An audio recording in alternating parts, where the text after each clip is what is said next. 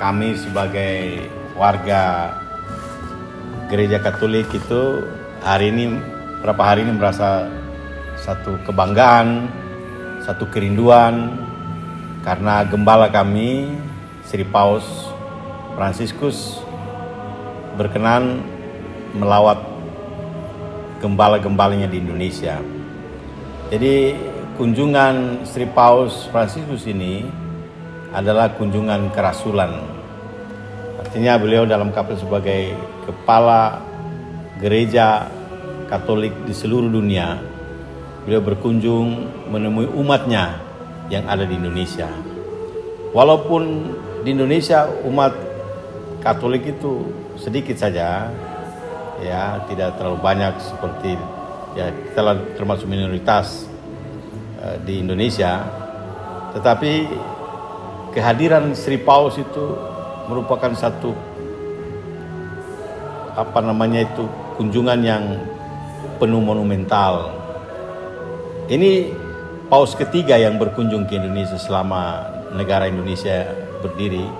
Ini Paus yang ketiga berkunjung. Nah, kenapa para Paus itu berkunjung Indonesia?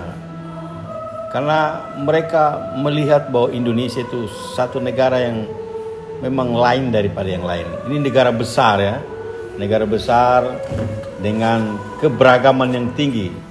Ya, begitu banyak suku, agama, ras, ya namun bisa hidup dalam satu kesatuan yang kita sebut NKRI itu. Bhinneka Tunggal Ika, katakan seperti itu.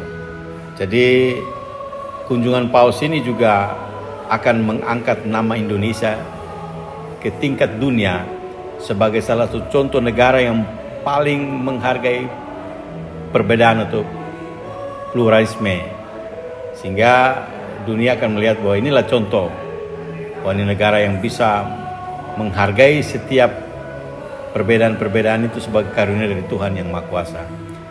Jadi itu yang paling penting dari kehadiran Paus Sri Paus di Indonesia kali ini.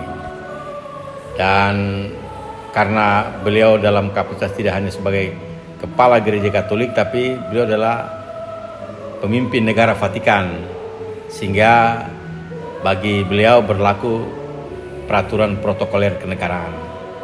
Kita lihat seperti itu, beliau harus datang, tetapi karena beliau itu orangnya hidup sederhana sehingga dia tidak mau hadir dengan kemewahan-kemewahan.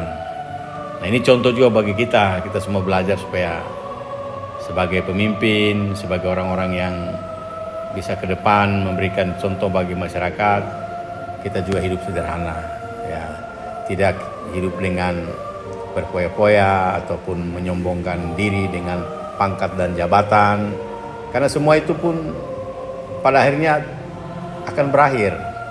Kekuasaan, kemegahan, harta benda itu ada batasnya. Jadi mengingatkan kita manusia untuk hidup, memikirkan tidak hanya masalah dunia tapi bagaimana di akhirat nanti. Itu kira-kira dalam pandangan saya sebagai salah satu warga Katolik yang bisa melihat bagaimana kunjungan Paus ini bagi kita sebagai warga negara Indonesia, tapi juga umat Katolik di seluruh dunia, khususnya di Indonesia.